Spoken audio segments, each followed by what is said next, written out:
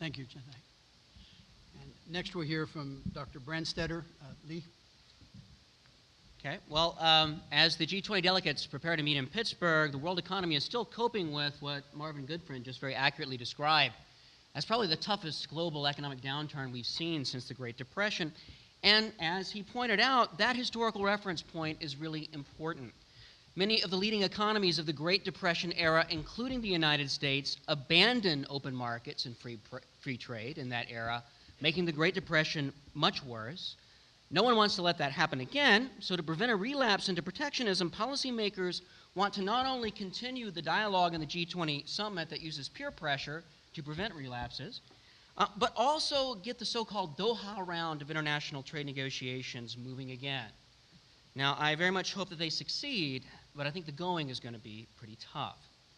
What is the Doha round? The Doha round is the latest in a series of multilateral trade negotiations designed to reduce barriers to global trade and investment.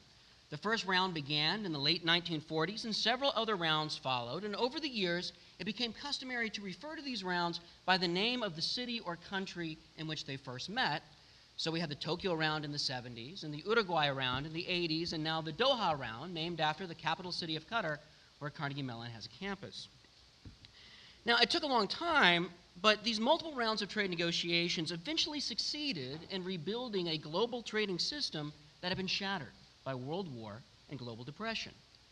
The Doha round negotiations were begun in 2001, just months after terrorist attacks in New York helped push the major economies into a recession. Then, as now, a push for further trade liberalization was viewed as a useful antidote to a major negative economic shock. Unfortunately, negotiations ran into almost immediate disagreement among the major trading nations. There have been several stops and starts since then, about 8 years of discussion without a final agreement.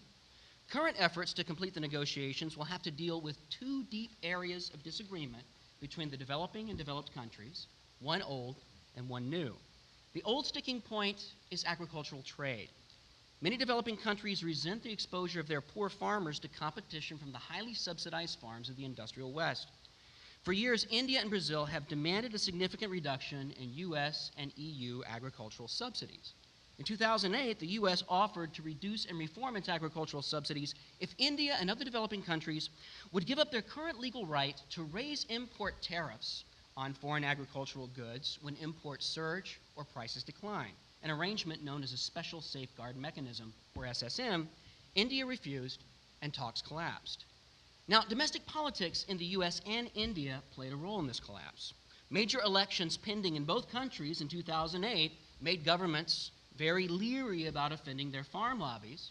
Those elections are over, but the path to compromise will probably require the United States to substantially reduce and restructure its agricultural subsidies without getting much in the way of either major cuts in developing country agricultural tariffs or any significant weakening of the Special Safeguard Mechanism India especially is keen to retain. Now that position, giving up a lot and not getting much in return, is not going to be very popular in American farm states. Most economic analyses of American agricultural subsidies conclude that reducing them would enhance overall economic efficiency and improve welfare, even if the United States didn't get that much in the way of reciprocal concessions from its trading partners. And other economic studies suggest that a successful conclusion to the Doha round would provide at least a modest boost to global economic growth. But pure economic logic does not always carry the day. In fact, it usually doesn't carry the day. And the politics of keeping farm state senators on board for the president's other legislative priorities may work against the kind of compromise that could seal a global trade deal. Now, even if old disagreements on agricultural trade can be laid to rest, a new one has come up over policies to combat global warming. Congress has insisted that if U.S. firms are going to be penalized for their carbon emissions, then firms in developing countries have to face the same penalties. Over the objections of the president, the House of Representatives inserted into the climate change bill a provision that would impose carbon tariffs on imports into the U.S. of carbon-intensive goods coming from other countries that have weak or non-existent climate change policies. In the current version of the bill, these carbon tariffs would not go into effect for many years, but their very existence in the legislation has touched off a firestorm of protest from India and China. China and India have declared any attempt to levy a carbon tariff on their exports to the U.S. illegal under WTO rules. Now, whether they're right in their legal interpretation is uncertain, but no one doubts the strength of their convictions. China has threatened the U.S. with a trade war if it levies such tariffs. If Western countries actually pass climate change bills that contain this carbon tariff provision, then global trade negotiations could face some serious headwinds. Now, I happen to believe that climate change is a very important issue that we have to address. I also happen to believe that India and China are such large economies that they must participate in any effort to control global warming if those efforts are to have any chance of success. And that's certainly true in the long run. But in the short run, efforts to force the participation of India and China through carbon tariffs are likely to undermine the trade negotiations the president wants to support. By offering to take carbon tariffs off the table for now and compensating threatened American industries in other ways, the Obama administration could potentially pave the role for meaningful progress both on global trade and on climate change. But a U.S. carbon control bill that lacked a carbon tariff might not pass Congress. So once again, domestic politics get in the way of economic logic. And that same kind of trade-off between domestic politics and economic logic has cropped up in today's headlines over the Obama administration's decision to impose temporary tariffs on Chinese tires. When China joined the WTO in 2001, the U.S. negotiated the right to raise tariffs on certain categories of Chinese exports if they rose quickly.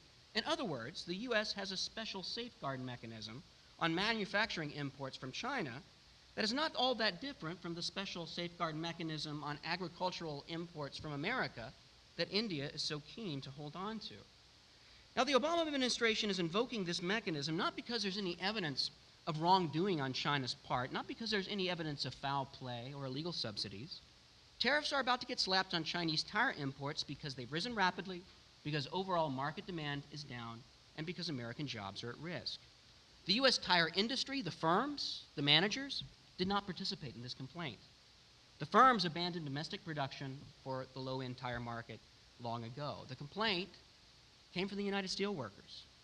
And it seems likely that the Obama administration's decision to grant this request has at least as much to do with the battle over health care reform in the United States, a battle in which the administration crucially needs its union allies, as it does with the prices and quantities of Chinese tires. Now, in allowing domestic politics to trump economic logic, the Obama administration is merely following in the footsteps of previous administrations. In the face of surging Japanese auto exports in the 80s, Ronald Reagan effectively imposed quotas on imports of Japanese cars. When the U.S. steel industry cratered after 9/11, George W. Bush levied high tariffs on steel imports that the WTO later declared illegal. Compared to the trade interventions undertaken by his Republican predecessors, Obama's decision on Chinese tires is actually fairly small in terms of its immediate economic ramifications. Furthermore, the low-end tire industry is a very small piece of the multi-$100 billion financial and trade relationship between China and the United States. While China may look for opportunities to retaliate and may find some, I don't think this is the beginning of a major trade war. That's the good news.